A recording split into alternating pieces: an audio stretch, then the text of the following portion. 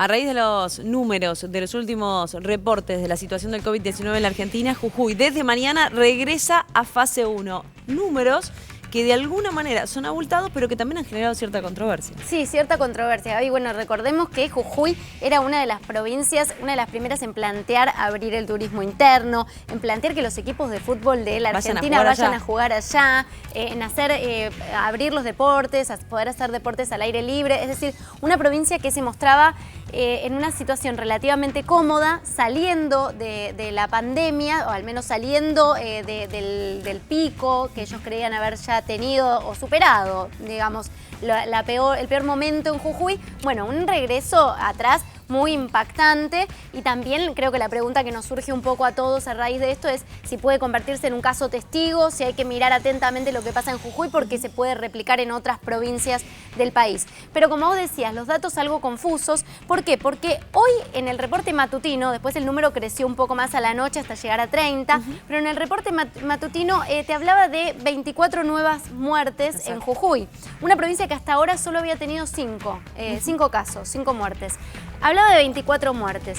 Todo muy repentino. También si comparabas, por ejemplo, con el reporte del lunes, el vespertino de ayer, directamente no había ningún fallecido en la provincia. Sí habían aumentado exponencialmente los casos, se habían anunciado 84 infectados, entonces un número que crecía pero sin muertes. Bueno, de repente cambia drásticamente la situación, y hay ahí una controversia, te digo, porque desde la provincia lo que dicen es que Nación tardó en cargar los números, pero que no hubo 24 muertos en un día.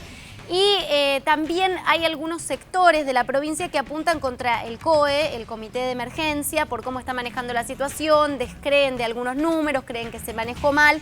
Entonces te digo, todo esto envuelto en una controversia por los números oficiales, qué es lo que está pasando, y porque no sabemos realmente cuán rápido, cuán veloz fue el crecimiento de los casos en la provincia. Hoy se confirmaron, en el reporte vespertino, el de hace minutos, 120 nuevos casos. Así es. En la provincia. Y 30 víctimas fatales, que también te digo 30, pero en la provincia ya hay quienes hablan de 31. Entonces, bueno, eso también es lo lógico, y eso se repite en muchas provincias porque sabemos que el reporte nacional se basa en los datos que las provincias van enviando a la nación, que los centraliza, y a veces ese envío tarda un poquito más y no entra en los últimos casos registrados. Pero entre 30 y 31 fallecidos ya en la provincia de Jujuy, y un número de casos que asciende.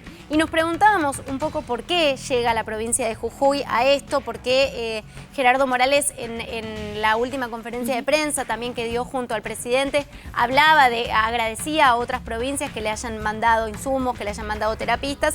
Y tenemos que hablar de una provincia que viene con un sistema de salud que se fue deteriorando mucho en los últimos años.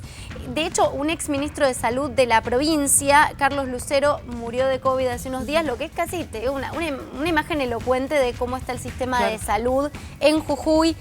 Un 20% del personal de salud está infectado en la provincia, y hubo una especie de desmantelamiento del sistema público, se descentralizó el sistema, se fueron sacando centros de salud de la provincia, y lo que sucedió en el manejo de esta crisis es que en un principio el único hospital habilitado para tratar pacientes con COVID era el San Roque, que está en el centro de la capital, y allí fueron derivados. Pero se está hablando ya de un 80% de las camas de terapia intensiva de ese hospital ya ocupadas, y la necesidad de empezar a trasladar a algunos pacientes, o que los próximos pacientes de COVID vayan a otros centros de salud. Entonces también una situación que está en riesgo que se sature el sistema sanitario. Claro. Por eso la vuelta a fase 1, que ya fue confirmada oficialmente por las autoridades, pero estamos esperando la conferencia de prensa del gobernador Gerardo Morales, que está anunciada para las 9 de la noche, donde efectivamente va a decir que toda la provincia vuelve a fase 1. Claro, recordemos que hace algunas semanas había anunciado que solamente 4 localidades regresaban a fase 1, por lo menos por unos días, para ver cómo seguía la progresión de los casos.